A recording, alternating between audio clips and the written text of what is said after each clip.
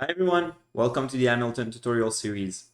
In this video, we'll be detailing a few development tricks that are especially useful in the early stages of a project where iteration speed is important, and we want to make sure that you gain the benefits of a structured code base like Hamilton provides, while being efficient in iterating and trying different approaches to solve your data problems. So we will present tools and approaches that are more tailored to people who like scripts, Python scripts, and also for notebooks, so stay tuned. So to start, we have the data flow definition that we've been using in the previous videos. It has 3 nodes, and it loads data, transforms data, and then takes a column from the data frame, and you can see it in the visualization on the right. In the previous video, we built this driver code. Driver code is the expression we like to use for the place in the code base where we create the driver and we use the driver to visualize the data flow or even execute it. But since Hamilton is not a heavy framework like orchestration frameworks, for example, Airflow is an entire system. It requires databases, it requires a central hub that does the orchestration of places where tasks and pipelines are executed. Hamilton is not like that. Hamilton is lightweight and is designed to be executed on a single machine by default. So this means that the Python code that you see here for the driver code can live anywhere actually. One thing I like to do is actually place it under my data flow definition.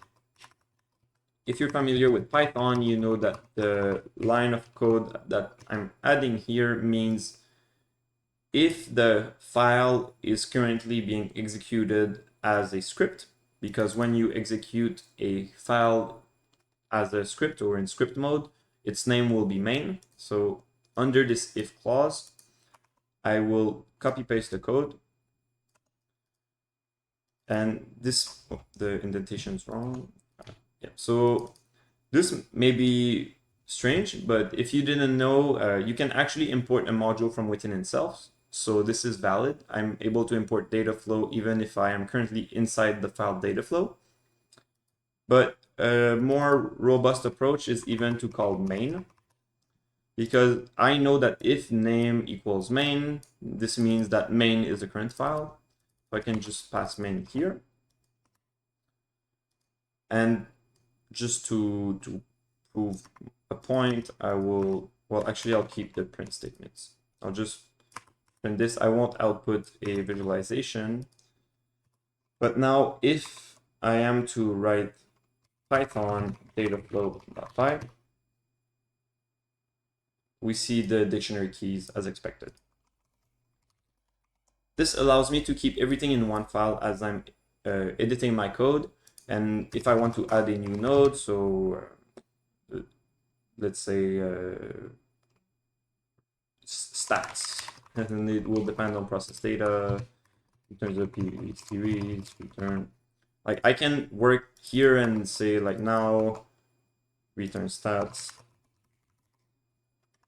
And let's say this is 37. This is int. And now I can rerun it.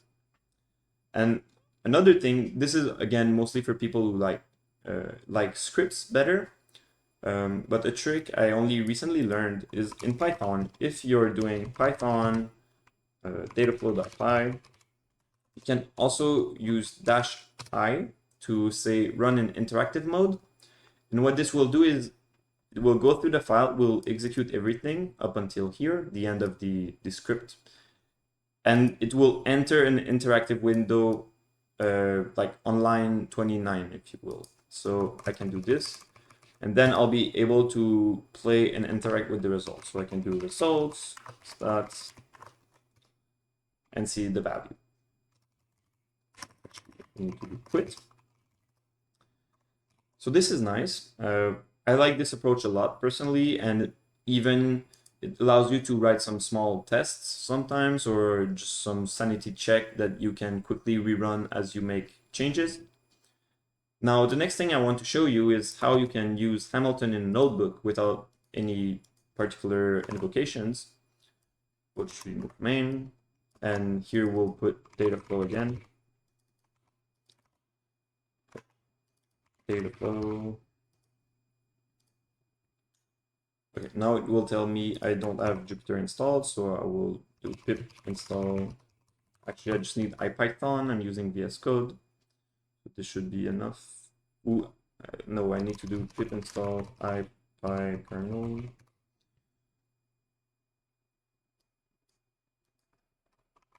Here. Okay, so here, Python environment. I think it knows about the current virtual environment. Right, so here I can go results, stats. So if you prefer to use Notebook, this is very much doable. Though the thing you will notice is, again, this is separate from the data flow definition, and sometimes this might not be what you want. So we built a Hamilton extension for Jupyter Notebooks. There's a full video on it, so I won't cover all of the features, but just to give you a sense of it, what you would do is use load extension. This is a special command for Jupyter Notebooks, and you would do load extension hamilton.plugins.jupytermagic.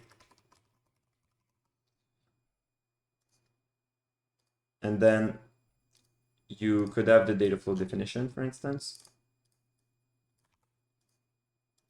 And you would do cell to module. Remember, dataflow.py is also called a Python module.